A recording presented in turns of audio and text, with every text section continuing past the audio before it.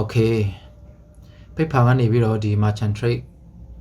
ATM ကတ်ထဲကိုပတ်စံလွှဲတဲ့နည်းပတ်စံ transfer လုပ်တဲ့နည်းကိုပြန်လည်ပြသပေးချင်ပါတယ်ဟိုတစ်ခေါက်ကလှုပ်ထားပေမဲ့လည်းတိတ်ပြီးတော့မရှင်းဘူးလို့ပြောတဲ့အတွက်ကြောင့်အခုတစ်ခေါက်ရှင်းရှင်းလင်းလင်းဖြစ်အောင်ပြန်လည်လုပ်ပေးချင်တာပဲဖြစ်ပါတယ်အဆုံးထိကြည့်ပေးဖို့တောင်းဆိုပါတယ်ခင်ဗျာဒီဟာကြတော့ကျွန်တော် profile ပေါ့နော်အခုလက်ရှိသုံးတဲ့ profile ကနေရတဲ့ဟာလေးပါအဲ့ဒါကိုကျွန်တော်ရဲ့ merchant trade ထဲမှာtransfer လုပ်တဲ့နေ့ပြပါမယ်ပထမဆုံးကျွန်တော်အပေါ်မှာဒီမှာနော်အပေါ်မှာရှိတဲ့စာတန်းတချို့ဟာကဒီလိုမရှိတော့ဘူးပေါ့နော်ဘယ်လိုပဲဖြစ်ဒီ wallet ထဲမှာပဲ wallet ထဲမှာလည်းကျွန်တော်သွားပြီးမှဒီမှာနော်ဒီမှာbanks and cards ဆိုရမှရှိတဲ့နေရာမှာနှိပ်ပြီးမှ add လိုက်ရုံပဲဆိုတော့မတူဘူးပေါ့နော် software ဒီ application ချင်းအောင်တရားမတူတာကြောင့်ဖြစ်နိုင်တယ်ပေါ့နော်တချို့ကဒီမှာပေါ်တာလည်းရှိတယ်အဲ့ဒီအတွက်ကြောင့်ပြတာပါဟုတ်ပြီဆိုတော့ကျွန်တော်တို့ပထမဆုံးဒီကောင်နှိပ်မယ်ဟုတ်ပြီအောက်မှာပြောလဲဆိုလို့ရှိရင် bank account တဲ့ bank account ဆိုတာကဘာလဲဆိုလို့ရှိရင်ဥပမာကျွန်တော်ဒီနိုင်ငံမှာနေရင်ဒီနိုင်ငံရဲ့ bank local bank ကိုပြောတာနော် merchant trade ကို bank account လို့သုံးကြတယ် bank account မဟုတ်ပါဘူးဒါ ATM ကတ်ပဲဖြစ်ပါတယ်သူတို့မှာ bank account မရှိပါဘူး merchant trade က bank account မလုပ်ထားပါဘူးเนาะ bank account လုံးဝမရှိဘူးအဲ့တော့ဒီဟာကို bank account နဲ့မှားနေကြတဲ့သူတွေရှိတယ်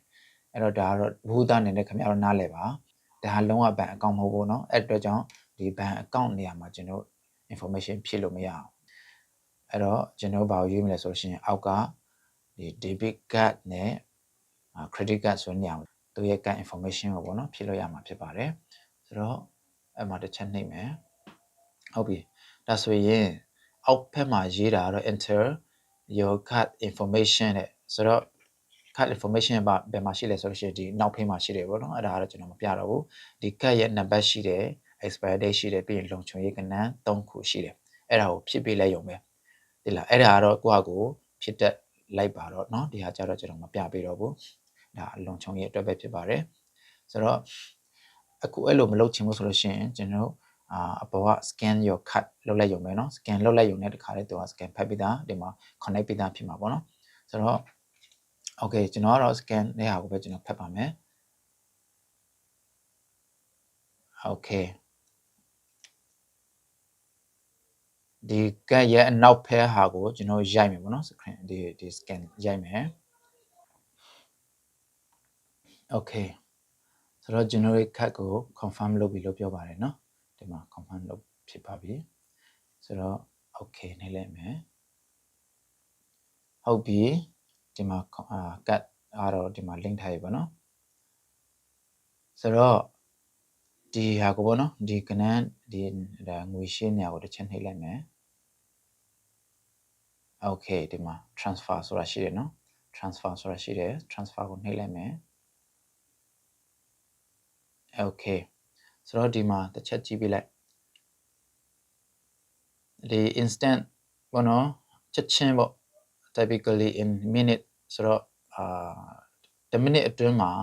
ငွေဝင်နိုင်တယ်ပေါ့နော်10 minute အတွင်းရောက်နိုင်မယ်ဆိုတော့method ဖြစ်ပါတယ်ဒီဟာကျတော့3ချက်ကတော့စားမှာပေါ့နော်သူရဲ့ fee 3ချက်စားပါမယ်အောက်ကကျတော့1ရက်2ရက်3ရက်အတွင်းဖြစ်နိုင်တယ်တဲ့အောက်ကရွေးရင်ပေါ့နော်ဆိုတော့အပေါ်ဟာပဲရွေးလိုက်လွယ်လွယ်လေးပေါ့နော်10 minute အတွင်းဆိုတော့ဒီဟာကိုရွေးမယ်ပြီးရင်အောက်မှာ next ကိုတော့မယ် okay ကျွန်တော်တို့ဒီမှာကျွန်တော်တို့ရဲ့ဒေါ်လာဘယ်လောက်ရှိလဲပေါ့နော်အဲဒေါ်လာကိုပဲရေးမှာဖြစ်တယ်ဒီမှာကျွန်တော်ကတော့23နဲ့ပြ40ပြဆိုတော့23လောက်တော့လောက်ခြင်းပေါ့နော်ပြ40တော့လောက်စရာမလိုဘူးပေါ့ဒါထားလိုက်23လောက်ကျွန်တော်ရေးမယ်23 okay 23ဒေါ်လာပေါ့နော်အဲကောင်ကိုကျွန်တော် next လုပ်မယ်ဟုတ်ပြီဆိုတော့ဒီမှာပေါ့နော်ကျွန်တော်ရဲ့ bank detail ကျွန်တော်ရဲ့ဒီ merchant trade account လည်းရှိပြီဆိုတော့ကျွန်တော်ဘာလုပ်ဖို့လွယ်လဲဆိုလို့ရှိရင် transfer လုပ်လိုက်ရုံပဲလွယ်လေးပေါ့နော် transfer လုပ်လိုက်ရုံပဲမလင်းကို89ကျပ်ရမှာပေါ့နော်ဆိုတော့ account ကိုကျွန်တော် transfer ဒီ you transferred 89 0.01 MYR ပေါ့နော်ဒါ ringgit ပေါ့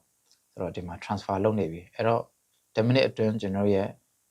merchant trade account ထဲမှာဝင်နေမှာဖြစ်တယ်ပေါ့နော်အဲ့ဒါ done အဲ့တော့လွယ်ပါတယ်အရန်လွယ်တယ်ဒီမှာစားသွားပြီပေါ့နော်သူကနှုတ်သွားပြီပေါ့နော်ဒါဟိုဘက်ကျွန်တော်ရဲ့ merchant trade account ထဲမှာရောက်သွားပြီဖြစ်တယ် okay ဆိုတော့ဟုတ်ပြီ transfer လုပ်တဲ့နေ့ကတော့ဒီလောက်ပါပဲနော်ရှင်းလင်းမယ်ထင်ပါတယ်အားလုံးလဲ okay ကျွန်တော် merchant trade account ထဲမှာတစ်ချက်ဝင်ကြည့်လိုက်ပေါ့နော်ကျွန်တော် merchant trade account ထဲမှာဝင်ကြည့်မယ်စောနာငွေရောက်မရောက်ပေါ့နော်ဒီမှာ transaction မှာကျွန်တော်ပေါ့နော်စောနာ89.31အဲ့ဒါကျွန်တော်စောနာ transfer လုပ်ထားပါပေါ့နော်ဒီမှာဝင်နေပြီ10 minute တော့မကြာဘူးပေါ့နော်